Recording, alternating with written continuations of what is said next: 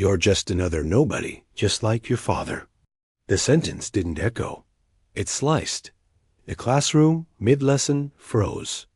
Even the clock on the wall seemed to pause. Jamal's hand was still half raised, his mouth slightly open from asking why his test 1 he'd studied all week for had been marked with a failing grade, not Miss Carter's. Eyes never wavered. Cold. Flat. She looked at him the way someone stares at graffiti on a white wall, like he didn't belong there. You think attitude makes up for effort? She snapped. Or maybe you thought I wouldn't notice. This writing isn't yours. Jamal swallowed. I wrote every word. Don't interrupt me, she snapped. Then added, louder so the whole room could hear. Your kind always thinks talking loud means you're right. You think rules bend for you? Not in my classroom. A few chairs shifted. No one spoke. Jamal stood still, hands by his sides, blood rising behind his ears. All he'd done was ask a question. But somehow now he was the problem. His paper sat on the corner of her desk, marked with a bold red F. Every eye in the classroom locked on him. For a moment, it felt like he had disappeared. Not because no one could see him, but because no one said a word. And that silence? It roared louder than anything else in the room. He could feel them, all 25 classmates, breathing, watching. Quiet. No one said, that's not fair. No one asked, why did you say that? They just stared. Some looked down, pretending to be confused by their own desks. Others stole glances at each other, silently asking, did she really say that? But no one moved. Jamal shifted his weight, trying not to show that his legs had started trembling. He blinked twice hard. His fingers twitched by his side. Miss A. Carter had gone back to her notes as if nothing had happened. And just like that, the class tried to follow her lead. But for Jamal, the floor beneath him didn't feel solid anymore. The room had air, but it was thick with judgment. He stood at the center of it all, alone in a room full of people. Then, from the far side of the room, came a short, choppy laugh. It wasn't bold or mocking, it was nervous, like a balloon losing air. Then another chuckle followed. Then 2 more, not because what was said was funny, but because no one knew what else to do. Was the kind of laugh people use when they're scared to speak, when truth makes them uncomfortable, but silence makes them complicit. Jamal heard it. He didn't flinch, but the laughter wasn't just sound, it was proof that cruelty, even when obvious, is often cushioned by cowardice, and that hurt worse than the words. Ms. Carter looked up again, her tone calm but venomous. Do you even have a father, Jamal? Or did he disappear like the rest of them? The sentence hit like a brick through glass. Gasps broke through the room. One girl instinctively covered her mouth. A boy in the corner muttered, Yo, that's messed up. Jamal blinked once, slowly. His ears rang. But he heard every syllable. She hadn't just questioned his intelligence now. She questioned his existence, his home, his worth. And she did it with a smile. I don't see anything funny, Miss Carter. Added to the murmurs. This is about standards. Accountability. But she wasn't grading papers anymore. She was tearing a boy apart, one stereotype at a time. Jamal's throat went dry. He tried to say something, anything, but nothing came. He knew what she meant. He knew how others in the room were absorbing it, not just hearing or believing her. And that's what stung deepest. Not just the insult, but how easily it passed as truth in that room. Jamal's chest tightened. His eyes burned, but the tears held. He wouldn't cry. Not here. Not in front of them. Ms. Carter returned to her desk, flipping through papers. Unfazed. The damage had been done, but the day wasn't over. And Jamal still had to survive the rest of it.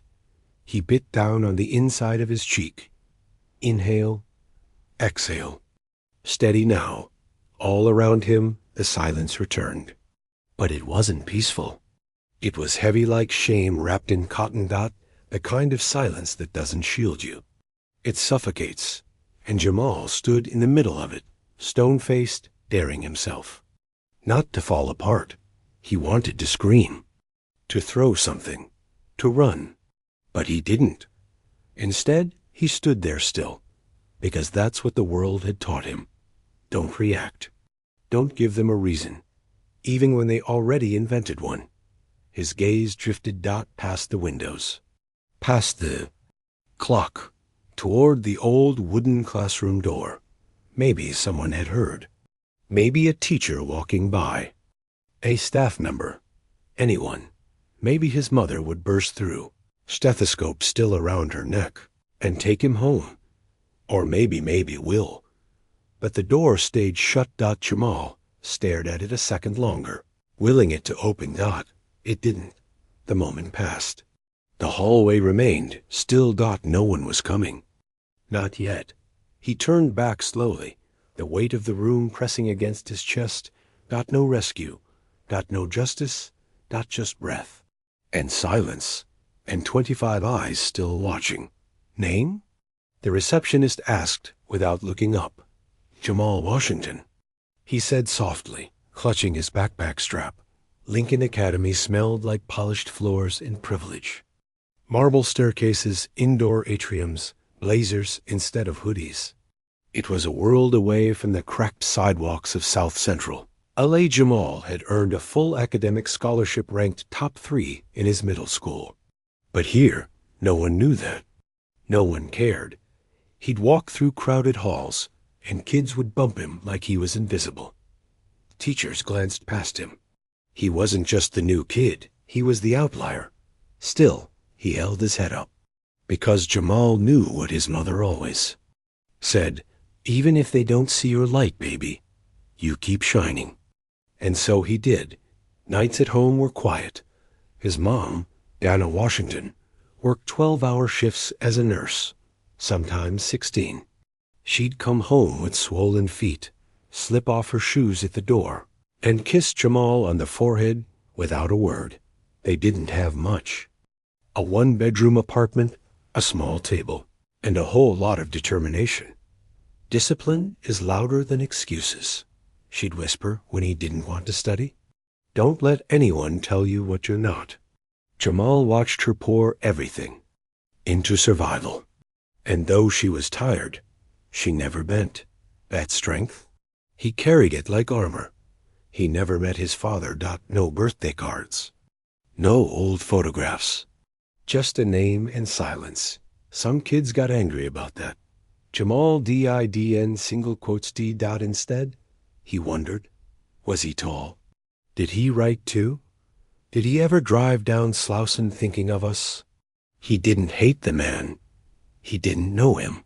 But the ache lived in the spaces between his poems. Unspoken, but present.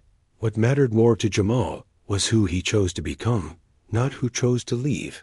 Every day after school, he'd find the back corner of the Metro bus, plug in his headphones, and pull out his leather notebook, the one with the cracked spine and dog-eared pages. That's where he felt real dot lines spilled out of him like floodwater. Some about his mom, some about the city, some about a future that didn't yet exist. Words gave him power, control, and he believed one day his stories would be read by someone who needed them. Another quiet kid trying to make sense of a world that didn't offer second chances. That belief? It kept him writing at Lincoln, though. He felt like a shadow. Teachers barely made eye contact. They'd call on him last, if at all. A security guard stopped him twice in 1 week just to double-check. His eye. He heard the whispers. Must be from that scholarship thing. Dude, he's in English honors? Really? No slurs. Just smirks and snugs. The kind that wear you down slowly like raindrops through stone. But Jamal said nothing. He smiled when they expected silence. He listened when they underestimated him. He learned early. They couldn't erase what they refused to see. But he wouldn't. Disappear. Dot. And then there was Miss Carter. Dot. She taught English with clipped words and an air of entitlement. Rumor had it she'd been at Lincoln for 2 decades. The first day he walked into her class, she looked at his name on the roster and raised one eyebrow. You're Jamal. It wasn't what she said. It was how Dot, since that moment, every interaction had edges. She marked his essay on Malcolm X as hostile, called his voice unpolished, refused to let him read his poetry aloud. Dot to her. He wasn't a student. He was a disruption, and he felt it. Miss Carter slid Jamal's essay across the desk with a cold look. This is too angry, she said sharply. Academic work shouldn't sound like a protest speech. Jamal blinked, confused. His essay on Malcolm X was honest, passionate, meant to challenge ideas, not ignite conflict. But in her eyes, it was aggression. I'm just explaining his point of view. Jamal tried to reason. She cut him off. There's a difference between analysis and outbursts. You need to temper your tone if you want to be taken seriously. The room felt heavier. Jamal's words, his perspective, were dismissed not for lack of insight, but because they didn't fit her version of acceptable. It wasn't just about grades. It was about control. Later that week, Jamal raised his hand during a discussion. But Ms. Carter, don't you think Malcolm X's anger was a response to injustice? Her eyes narrowed. That's enough, Jamal. You're talking back. Respectfully disagreeing isn't talking back, he said quietly. She didn't hear it that way. You're disrupting the class. Detention after school. Consider it a lesson in respect. The word detention hit Jamal like a blow. He knew this wasn't about discipline. It was a warning. Speak up, and you'll pay the price. The other students watched, some smirking, some silent. The message was clear: challenge authority, and you risk everything. Mrs. Carter wasn't done. During a peer review session, she leaned over Jamal's shoulder, frowning. Your language. It's too urban. This isn't the neighborhood. If you want to succeed here, you have to sound the part. Jamal's throat tightened. Was his voice not enough? Was his culture a problem? He bit back the sting. I'm just trying to be myself. She shook her head. This is about professionalism. You can't expect people to listen if you don't meet their standards. Standards that felt designed to exclude him. The invisible walls of bias grew higher with every word she said. Weeks later, Jamal prepared to share a spoken word poem, his own creation, raw and real. I want to read it aloud, he told Miss Carter. After class. She glanced at the notebook. Spoken words aren't real literature, she said flatly. Stick to proper English if you want respect. His heart sank. The chance to express himself, to show who he really was stolen before it even began. In front of the class, his voice was silenced. Some students whispered, others glanced away. Jamal's identity, his art, was dismissed as something less. It wasn't just about a poem. It was about being denied a seat at the table. Rumors swirled. Some kids noticed the unfairness. She's being harsh. A girl murmured in the hall. Yeah, but nobody says anything. Another replied. Even the school's black counselor offered little comfort. Focus on your work, Jamal, she advised softly. Don't make waves. The silence was deafening. Jamal felt isolated, surrounded by people who saw, but chose to look away. The weight of systemic bias wasn't just in harsh words. It lived in the quiet complicity that let it thrive. Back in his room, Jamal opened his worn notebook. His pen flew across the pages. Anger, confusion, hope, and pain pouring out in furious scrawls. Every word was a rebellion against invisibility. His poems became a refuge, a voice when the classroom was mute. He wrote about injustice, about feeling unseen but unbroken. Though the school silenced him, his notebook carried his truth, raw, unfiltered, and growing louder. in the quiet of night. Jamal's fury burned brighter than ever, but the storm inside was only beginning. Jamal walked into the classroom, heart pounding but hopeful. He had stayed up until 3 a.m., flipping through pages, rewriting notes, determined to prove himself. With this test, tonight wasn't just about grades, it was about breaking barriers. His fingers tightened around the edge of his desk as Miss Carter began handing back the papers. This was his moment.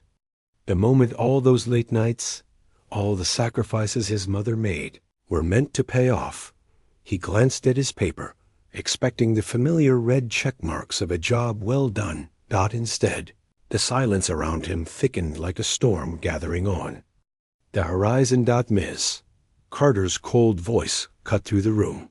Jamal Washington plagiarized. The word hit him like a hammer. His paper, marked with a fat red F, stared back accusingly.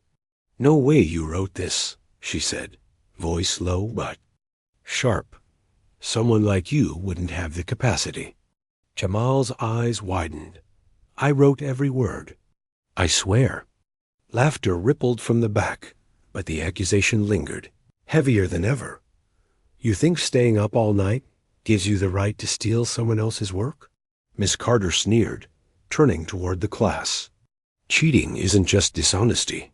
It's a betrayal."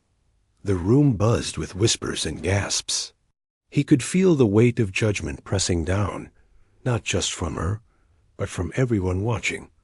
This wasn't a test anymore. It was a public trial. Ms.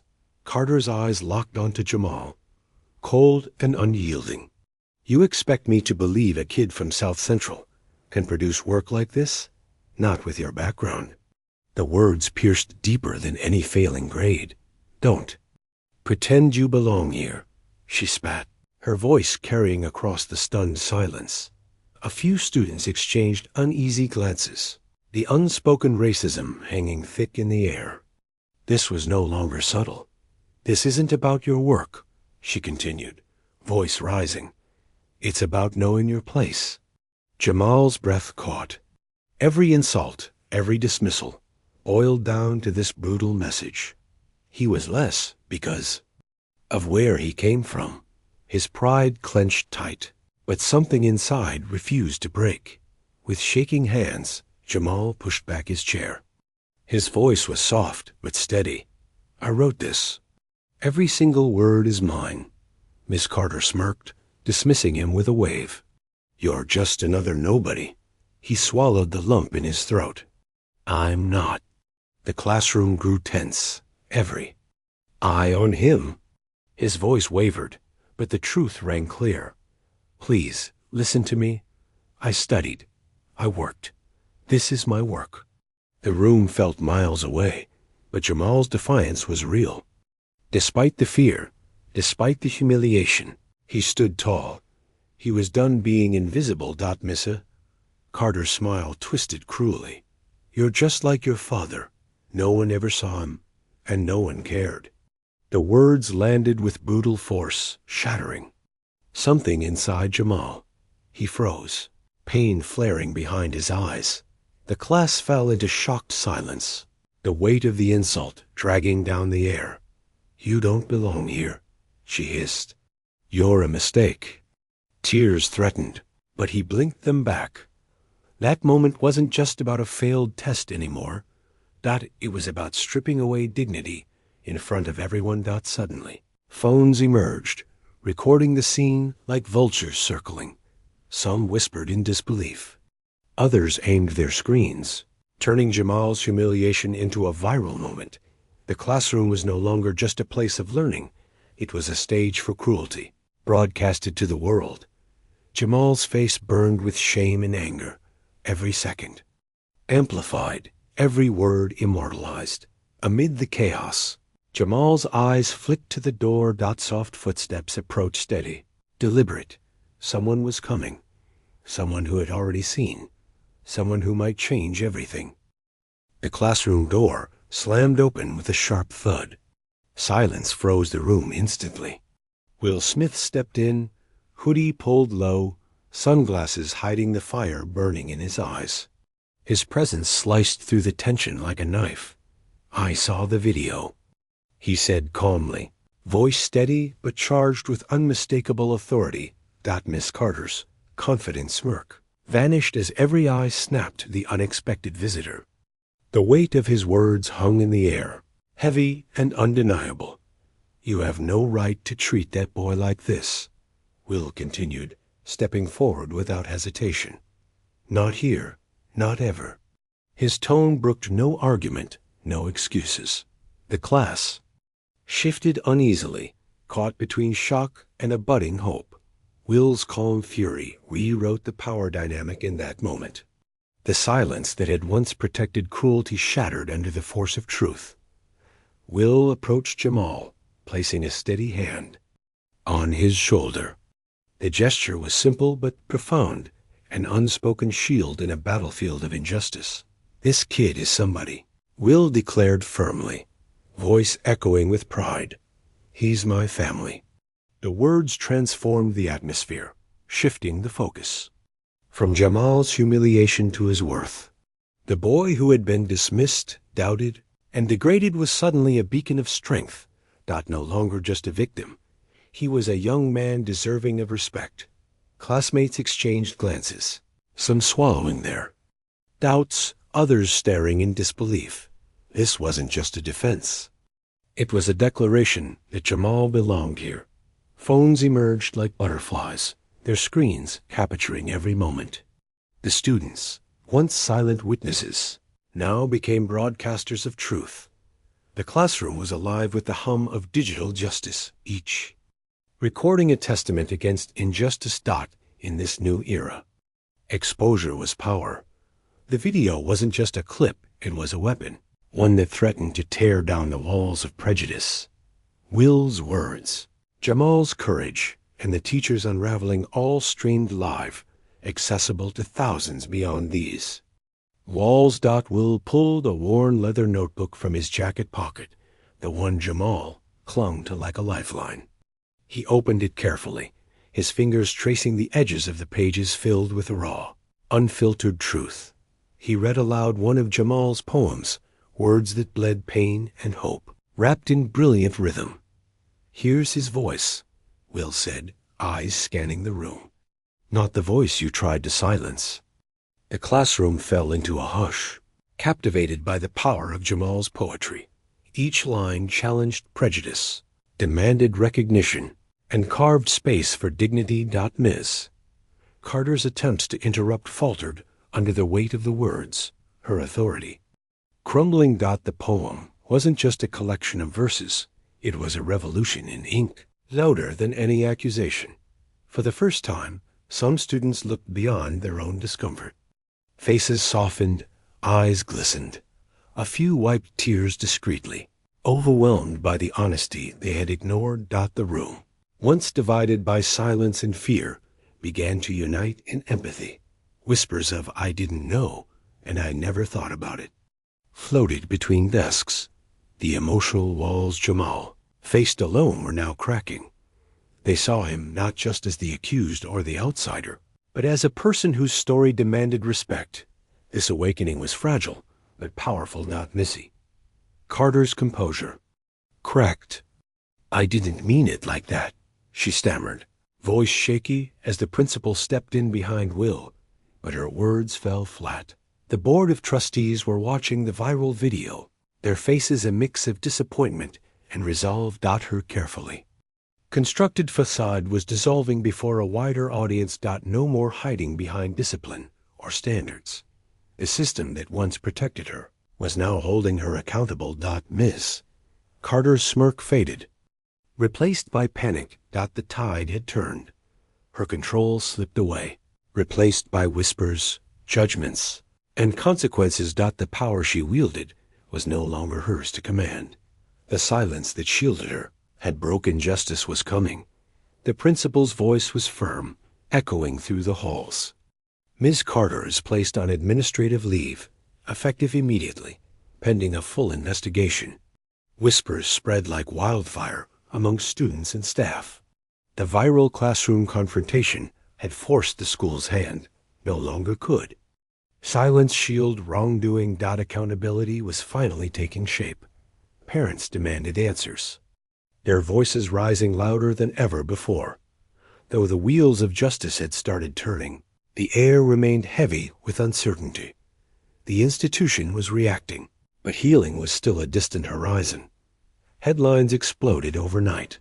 Will Smith confronts racist teacher in viral video. Jamal's story became a beacon for countless others facing silent battles against systemic racism. Social media buzzed as the world rallied behind the boy who dared to speak. Discussions ignited nationwide about bias, prejudice, and the urgent need for change. For the first time, Jamal's voice wasn't just heard. It was celebrated. This viral moment transformed him from a victim to a symbol of resistance and hope. Invited to a city youth conference, Jamal stood before a crowd eager to listen. He shared his poetry, weaving stories of pain, resilience, and dreams. Each verse carried the weight of his experience, yet sparkled with unyielding hope. The audience was captivated not by tragedy, but by the strength rising from it. Jamal's words were no longer confined to pages. They soared, inspiring a new generation to find their voice. He wasn't just speaking, he was leading. Behind the scenes, Jamal's leather-bound notebook caught the attention of a publisher. What began as private reflections became a powerful collection destined for the world. His poetry transcended personal struggle, shining a light on the broader fight against racism. With a publishing deal secured, Jamal's voice reached readers far beyond the classroom. This personal triumph echoed a larger victory, claiming power through storytelling. Quietly, Will Smith told Jamal, "You did this. I just showed up." The celebrity stepped back, honoring the boy's courage and resilience. It was Jamal's voice that sparked change, not the intervention of a star. This moment underscored the true heroism lying in self-belief and speaking out against injustice. The school launched diversity initiatives, new policies, staff training, and awareness campaigns. Progress began, yet scars from the past remained. Change was real, but healing was ongoing, a reminder that transformation takes time and commitment. Jamal's voice, once ignored, grew unstoppable, a lasting force for truth that would never be silenced again. What would you do if you saw someone like Jamal being treated this way in your own school? It's a question that lingers, pushing you to think beyond just watching. Your perspective matters here. How would you stand up when faced with injustice? Could you be the voice for those silenced by prejudice? Drop your thoughts below. Share your experiences, your questions, or even your frustrations. This space is for honest conversations, empathy, and growth. If Jamal's story moved you, hit like, subscribe, and share it with others. Let's keep this important dialogue alive and growing. Remember, your voice carries power just like Jamal's did. Together, change begins with speaking out.